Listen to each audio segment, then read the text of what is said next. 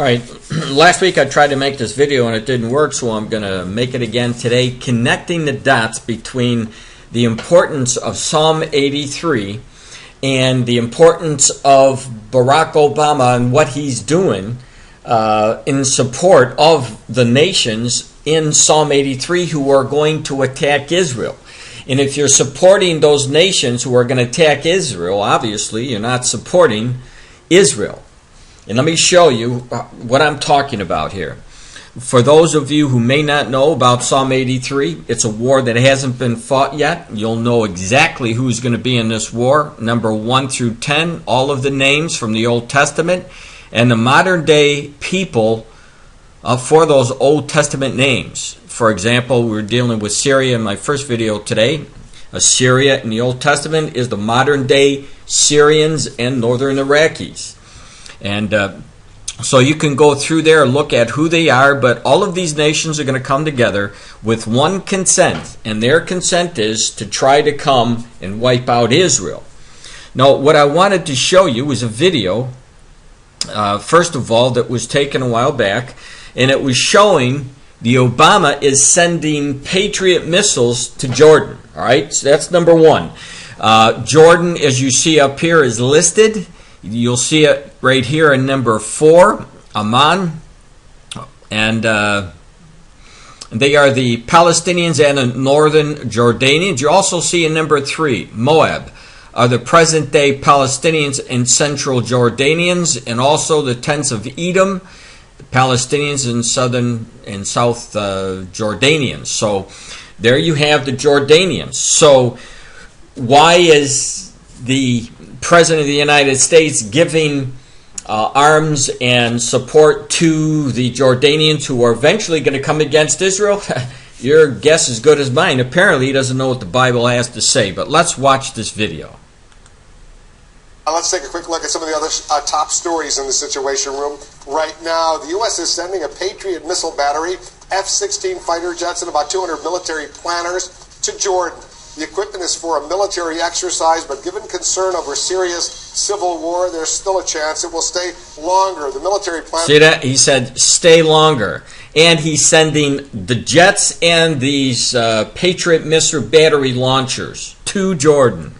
Will work with the Jordanians to develop a response to a humanitarian crisis or use of chemical weapons in neighboring Syria. All right, so let me stop it there. The President of the United States is worried about what's going on in Syria, right? Okay, so he's giving the jets and he's giving all this other equipment to the Jordanians. But now let me show you that his concerns about what's going on in Syria doesn't make any sense of what we just heard from this report, because President Obama is actually supporting the people who want to destroy the President Bashar al-Assad's regime. All right? Now, keep in mind that the people that the president is supporting, the rebels going against Bashar al-Assad, the president of Syria, that's Al-Qaeda. And we're fighting Al-Qaeda in Afghanistan. And the people who are fighting, the rebels who are fighting against Bashar al-Assad, they're the same type of people that are fighting Afghanistan. So we're helping the people who we're fighting against. Does that make any sense to you? It doesn't make any sense to me, but that's exactly what Barack Obama is doing. Let me show you. And you go on to the next one. It says the U.S. gives 4 more F-16 fighter jets to Egypt. The Egyptian government, despite outcry. Take a look at this. This was an article, but before we go there, keep in mind Egypt is numbered with the enemies, Israel's enemies. So Egypt is going to be coming with the Jordan. So not only is Barack Obama giving Jordan, now you'll see that he's giving this high-tech equipment to the Egyptians, another one of the nations coming against Israel. Watch this. All right, now this article was taken, as you can see, April of 11th, as soon as it comes in here, April 11th, let me move it up for you, 2013, all right? U.S. gives 4 more. I mean, they already gave them equipment and millions of dollars. 4 more F-16 fighter jets to the Egyptian government despite the outcry. Let's watch this video. As if Northern Africa isn't unsettled enough, Libya's neighbor Egypt is receiving F-16 fighter jets from the Obama administration. All right, let me stop it right there because I talked about the Ezekiel War many, many times. Libya is involved in the Ezekiel War against Israel. And right off the bat here, you see that Obama has sent jets to Libya. Does it make sense to you? Not at all. Unless you see that the President of the United States is on the opposite side of the winning nations who come against Israel. Anybody who comes against Israel will be, what does the Bible say? It says, cut into pieces. Watch the rest of this. A total of 20 F-16s and 200 Abrams tanks will be given to Egypt this year. But why wasn't this deal scrapped after Egypt's current president, Mohamed Morsi, made comments like this? You Americans, the government, are buying hatred by the people here, by the American people, taxpayers' money. You are buying hatred because of the behavior of your leaders. Joining me now, Fox News national security analyst KT McFarland and Fox News military analyst Colonel David Hunt. All right, guys, last year we gave Egypt $1.6 billion in aid, and I believe $1 billion of their debt was forgiven to bolster their so-called transition to democracy. Colonel Hunt, why are we giving them F-16s? I mean, who are they fighting now that we need to give them these sophisticated fighter jets? The foreign military sales is a very complicated issue. It has to do with Congress, State Department, Department of Defense. The problem is we shouldn't be giving anything to Egypt right now. The head of the government is a former member, probably still is a member, of the Muslim Brotherhood, which is a terrorist organization, meaning Ahmed al-Zawahiri used to be a member, number 2 in Al-Qaeda, used to be a member of the Muslim Brotherhood. It's a terrorist organization.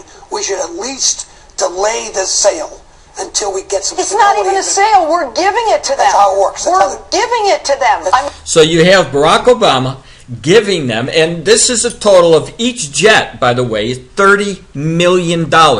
Giving it to Morsi, who is now almost the dictator of Egypt. They're going into Sharia law. They're breaking the peace agreement with Israel. As a matter of fact, since Morsi was elected, they're calling Israel the #1 enemy, which since 1979, they were friends, had a relationship based on the 1979 peace agreement that Jimmy Carter put together with Sadat and Begin of Israel and Egypt. Let's go on. You know, we're paying Lockheed to make these F-16s for Egypt, but Katie, Egypt, as I understand it, has only one stated enemy in the region, and that is Israel. And well, no, not exactly. Now, who do they have? Okay, well, it's a little bit ambiguous. Now, did you hear what he said? She even said it for me. Israel's the enemy. Now, this is part of prophecy being fulfilled because Zechariah chapter 12 talks about all the nations coming against Israel in the last days. And Egypt was a primary example of how friends are falling away in the last days against Israel. They never used to have Israel as an enemy. When I worked for Henry Kissinger in the 1970s, Kissinger crafted a deal with Egypt, and it was to say, we'll give you military assistance, we'll give you economic assistance, but we want a peace agreement between you and Israel. And that worked, and that has kept the peace for 40 years. The difference now is we're still giving them the stuff, but they're talking about abrogating that peace agreement. Well, they haven't adopted it. When Morsi came in, after we threw Mubarak under the bus, that, Morsi didn't say, hey, we're going to abide by that. No, he said, in fact, just the opposite. He said, we want to rethink it. What is he allowed to have happen? He's now calling Obama a liar. He's talking about Israel and Jews as being apes and pigs. He's talking a very different game. So the initial deal we had with them, here's the goodies, but we want something in return. We're not getting the something in return. Well, and then the F-16s. I mean, these are very sophisticated fighter jets, Colonel. Who teaches these guys how to fly this stuff? We do. This is about a $30 million per airplane deal. $17 million for the plane, plus maintenance, plus equipment. $17 million for each of these planes? Yeah, but it actually is about closer to $30 million because of maintenance and weapons and training. We do the training. We are the largest exporter of weapons in the world, but we have to use it with influence. As my friend has already said, it was designed that way. it's not being followed that way. This government right now is unstable, and again, being run by a terrorist organization that I equate, and the intel community equates to Hamas and Hezbollah. The Muslim Brotherhood are bad guys, and we should not be giving the Muslim Brotherhood the best tank and one of the best jets in the world. Now, I just want to interject this now, because he's talking about Hezbollah, of which are also named in the Psalm 83 war. And these are the people that Barack Obama is surrounding himself with. Okay, so when one of these jets has a problem, do we send in our guys to take care of it? We train the guys. We train them to take care of it. Yes, or we'll do it. Yes. Oh, okay, and I mean, isn't there an irony here? You know that we're talking about banning assault rifles in the United States, and we want to give the Muslim Brotherhood. By the way, his own people rejected his claim to a dictatorship right after Morsi came in, and we don't want to give Americans weapons, and we're going to give them F-16. We say we don't want to give dangerous weapons to unstable people, but what we're talking about doing is giving very dangerous weapons to an unstable country, a country which has riots on the street, a country which can't feed itself, a country which is in economic chaos and headed down the road of political chaos. And what about if there were to be another Benghazi, God forbid, could we rely on Egypt to send over an F-16 to help our guys next door? No, we wouldn't dare ask them. And that's been the problem with this program, is we have to get more back for them from this. Is it about oil? Is it about the Suez? No, I don't think so. Now, Egypt doesn't have the oil. What it is this we want to make sure. The argument is, if you don't give this stuff to Egypt, then they're going to turn on us, and then they're going to take the whole Middle East with them. This one's about stupidity, right? Well, that's true. Now we're going to stop it there, because that's what's going to happen. The whole Middle East will blow up. And how is it going to blow up? We know that. Psalm 83. It's going to be a major war. They're going to try to get rid of the only democratic nation in the area or in the region, and that would be Israel.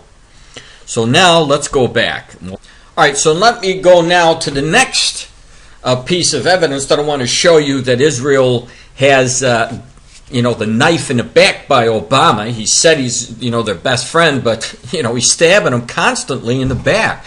Here we go. It says Obama authorized secret U.S. support for the Syrian rebels. Remember when I told you, he's worried about Syria, so he's giving this instruments of high-tech instruments to Jordan, the batteries, the Patriot missiles, and the jets, if you will. Now you can see the relationship. You see the connection here where he's supporting the rebels. Watch this. All right, so here's the story. Let's just go to it. It says, President Barack Obama has signed a secret order authorizing the U.S. support for rebels seeking to depose Syrian President Bashar al-Assad and his government, U.S. sources familiar with the matter said. Obama's order, approved earlier this year and known as an intelligence finding, broadly permits the CIA and other U.S. agencies to provide support that could help the rebels oust Assad.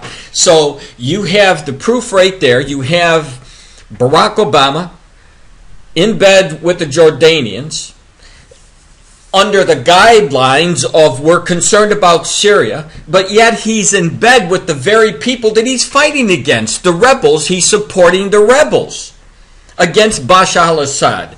This just shows you where this government is. And it is definitely, again, as I said before, it's on the wrong side of what God has ordained for people who say that they love God. I mean, if you love God, you have to love Israel, because God has chosen the nation of Israel, whether you like it or not.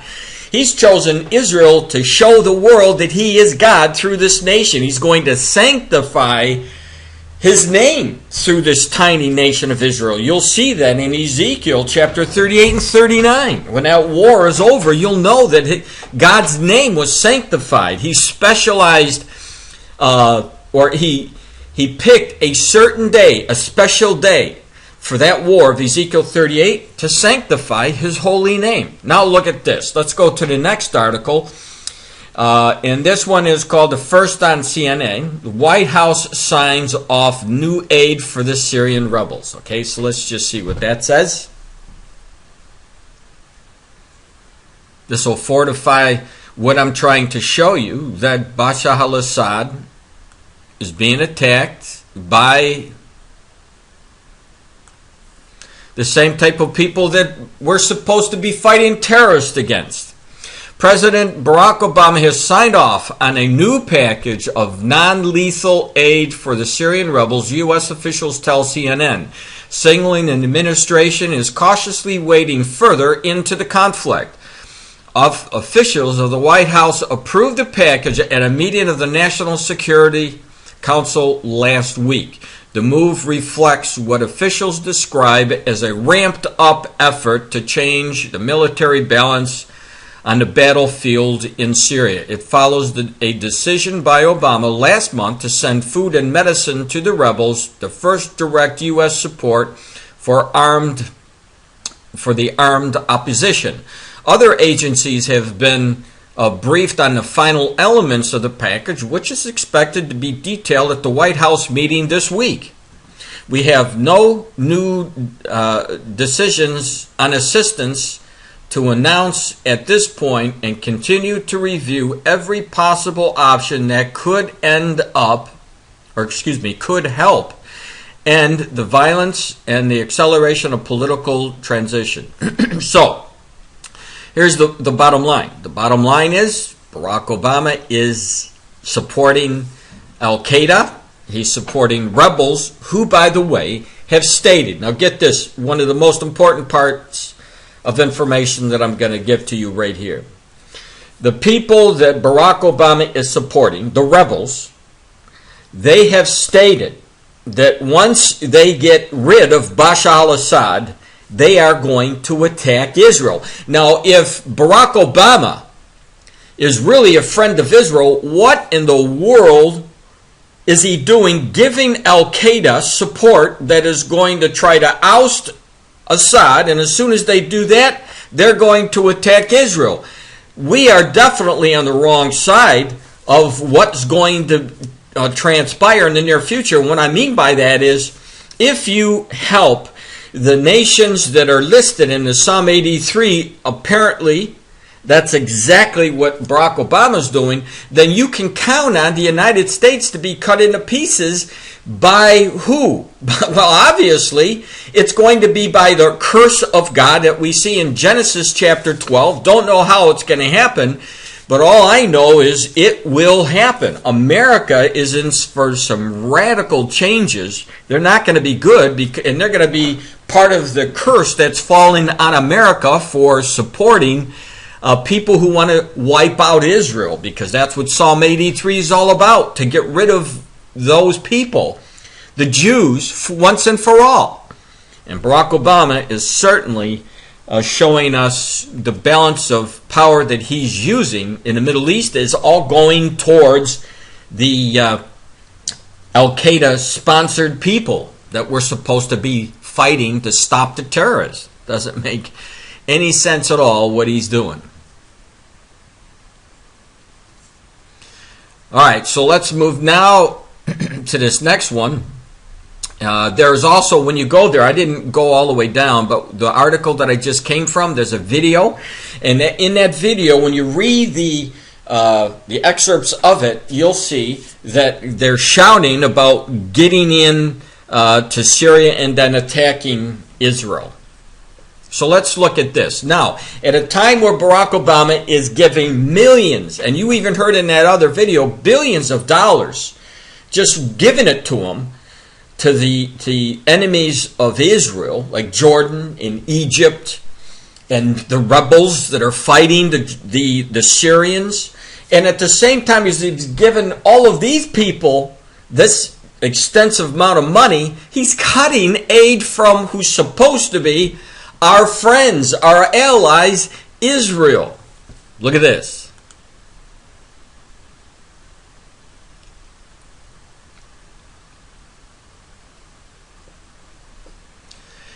All right, so report, U.S. to cut aid to Israel by $150 million.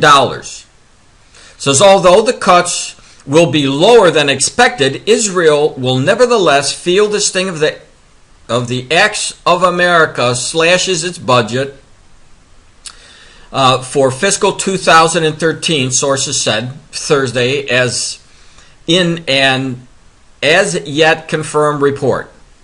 Instead of originally expected 250 million cut, the U.S. foreign aid to Israel will drop by 150 million. So, whoa, at the time when they're giving billions to Israel's enemy, and our friend is Israel, they're cutting $150 million. And now, not only that, but Chuck Hagel is somebody who opposes Israel. And he was one of the latest appointees by Barack Obama. And he's not the only one. The people that he are putting around him are people who don't like Israel.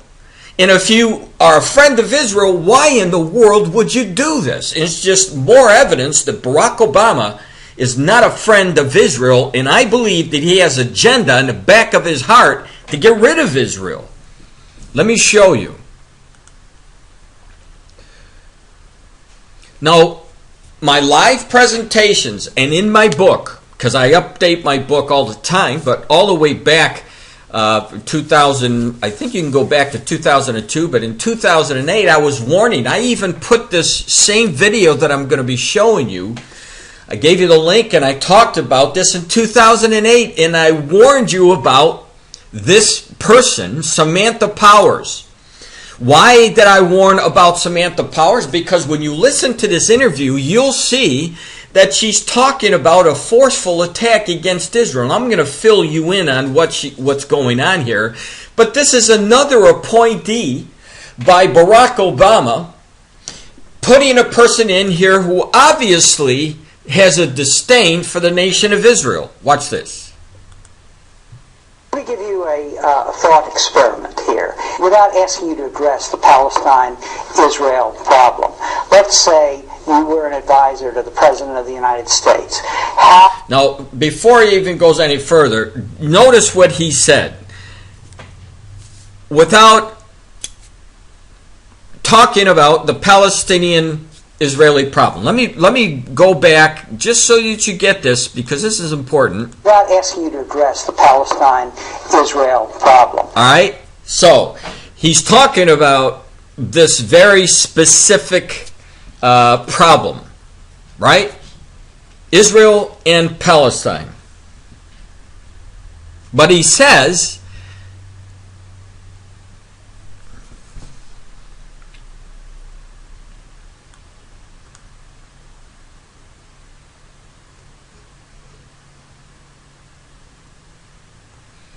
all right, so let's watch the video, and I'm going to fill in some of the important things that you should see here in case you miss this.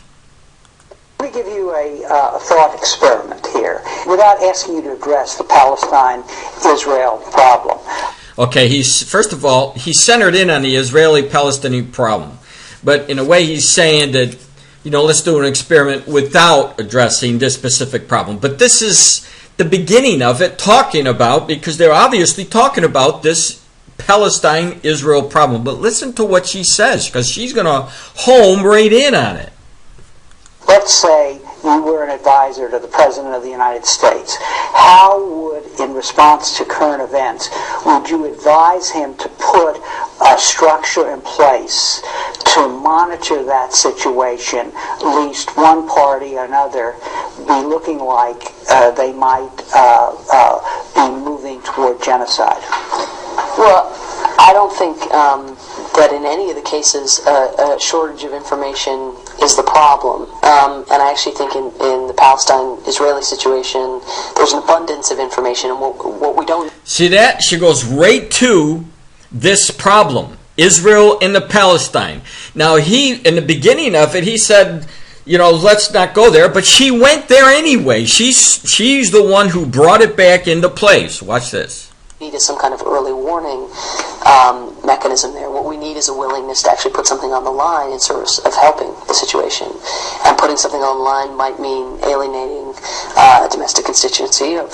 You know what she's saying here? Alienating Israel. Who was able to wipe out the enemy? Obviously, the power of Israel. Israel's army, Israel's air force.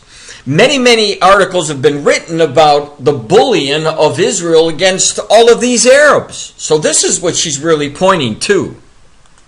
Tremendous political and financial import. It may more crucially mean sacrificing or investing, I think more than sacrificing, literally billions of dollars not in servicing Israelis, military. Did you hear what she said? Billions of dollars not servicing Israeli militaries. In other words, what she's doing what she said in 2008, Barack Obama is actually doing now by taking the funds away from Israel.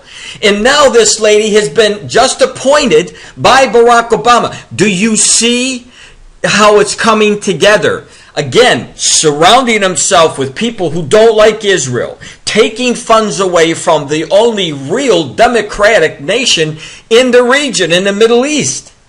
And we are on the wrong end of what's going on. Barack Obama either is not a Christian or he just simply does not know the word of the Lord. And either one of these are a bad situation to be in. And as I can see what he is physically doing by his ordering against Israel, I would say that it's more than likely that his roots are in the Islam and not Christianity, because no real Christian would do the things that he is ordering to do against the nation of Israel. But actually investing in the new state of Palestine. There you go. Investing. Do you get this? Take away from Israel, invest in Palestine. And man, oh man, when you do this, you fall under the jurisdiction of Zechariah chapter 12, Joel chapter 3, and Genesis chapter 12, the curse that will fall on your nation and on your people when you do exactly what she's saying.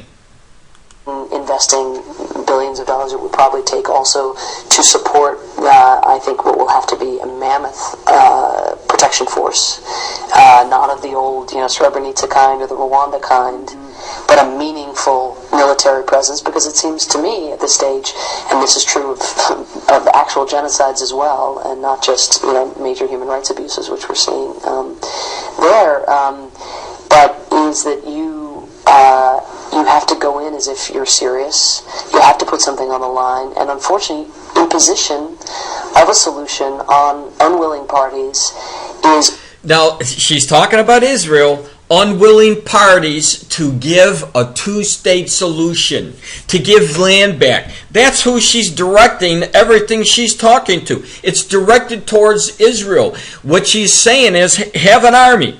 They would have to forcibly go in. So in other words, forcibly going against your own ally, Israel? Are you kidding me? This is bad, very, very, very bad moves in relation to what God wants from his people. Barack Obama is supporting the Arabs. He is supporting how? Obviously by surrounding himself like people like Samantha Powers. Dreadful. I mean, it's a terrible thing to do. It's fundamentally undemocratic. But sadly, we don't just have a democracy here either. We have a liberal democracy. There are certain sets of principles that guide, our policy, or they're meant to anyway. No, we don't have a liberal democracy here, Miss Powell. We have a nation of different parties who are trying to come together somehow. But to say that we're under a liberal, no. We are under the suppression of a liberal right now, obviously, by doing what he is doing. But this is not what it should be. Our enemies are our enemies, and our friends are our friends.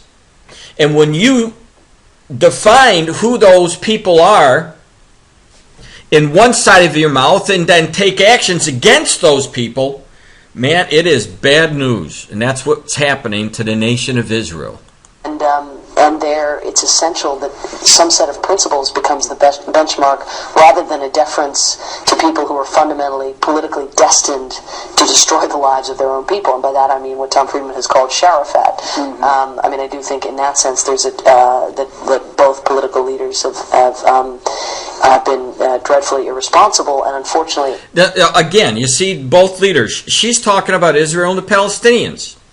She centered right down into this issue. They're talking about Israel and the Palestinians. And so there is definitely some major things coming down the pipeline. She gets appointed and she gets set into office there. Man, oh man, United States, watch it, because you are definitely going to have some major problems. And it won't come from man. It will be coming from God as the curse falls on the nation. It does require external intervention, which, very much like the Rwanda scenario, that thought experiment, if we had intervened early, any intervention is going to come under fierce criticism. I mean, she's telling you they're going to do this, right? That was in 2008. Now she's installed, and here we are, 2013, and that's the direction they're going for Israel. That, believe me, that's the direction. This lady is not good for the country, that's for sure, and definitely not good for the nation of Israel. But we have to think about lesser evils, especially when the human stakes are just becoming ever more pronounced. There you go. So let me go back. All right, so now we're back, and I want to show you, there's another article. Now, I know that I posted this information a few days ago, and I tried to make a video, and the video failed, and I'm having to do it again. But I'm connecting the dots for you. Now, in this article, it says, security industry, Israelis worry over U.S. defense cutbacks.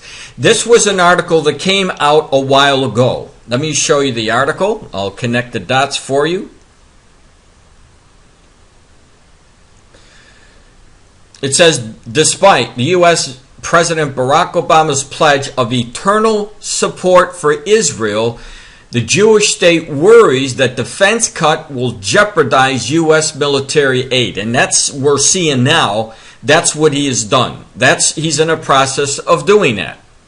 Right? So this article was in March 29th of 2013 out of Tel Aviv. It says, despite the U.S. President Barack Obama's pledge of eternal U.S. support for Israel, the Jewish state worries that Obama's heavily defense cuts will jeopardize military aid and Israeli weapons programs like, get this is why I'm reading this again, like the Arrow anti-ballistic missile system. This is one of the most important systems for Israel, the Arrow program.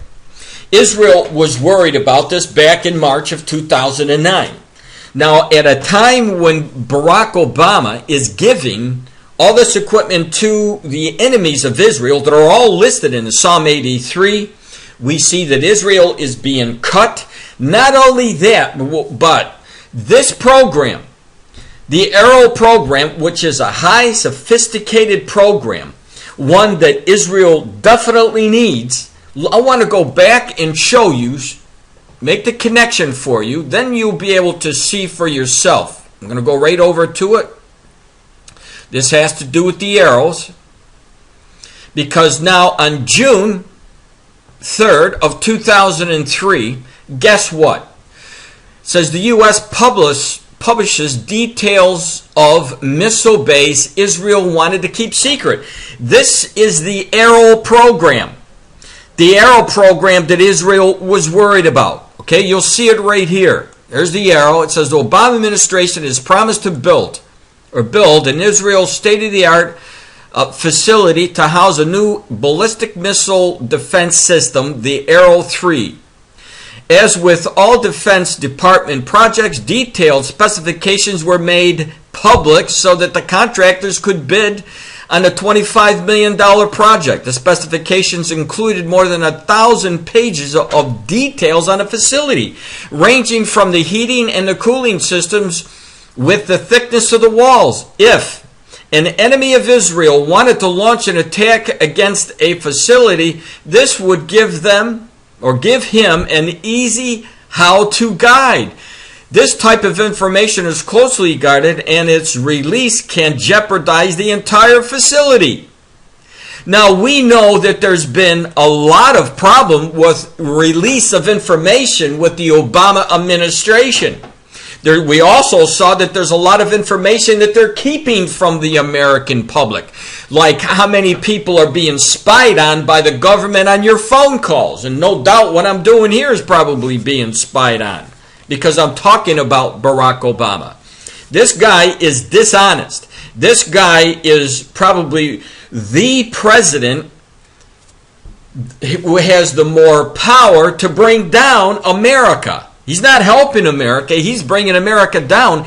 Not only is bringing America down by giving information that, that stops the security for the Arrow program for the Israelis. This is bad news. So in all of this, you see that Barack Obama is done nothing but put America in harm's way. He is definitely supporting the nations who are going to go to battle against Israel very, very soon. And those nations, all listed that I showed you from Psalm 83, those nations will soon come together. And I believe that Syria is going to be the major obstacle in that war that will cause this war to take place. At least that's how I see it at this point. Things can change, but right now what's going on in Syria is a major, major deal. And as we see Samantha Power, U.S. ambassador, appointee, when you read this, you'll see that she definitely has a controversial statements on Israel. You'll see that. And so there's the proof. And one side, President Barack Obama says, Israel's my friend, I got their back. He certainly does. But it's with the knife, the dagger in their back. So that's the connection. And we need to be praying for the nation of Israel. We need to be praying for the United States, that the government puts somebody in leadership that's honest and would really support the nation of Israel. Because once you get rid of Israel's support, you put yourself against God, because God, as I said, and as the Word says, Israel is being used to sanctify God. And you'll see that when Israel is attacked again in the Ezekiel 38 war, of which God is going to come to the aid of the Israelis, and He is going to wipe out all of those armies that will be coming against Israel in the last days. 5/6 of every one of those armies that come down, and there's going to be millions of people, 5/6 of them are going to be wiped out, and it will be done by God. United States, you better stay friends with Israel, because if you don't, you'll remain under the curse. Not a good place to be.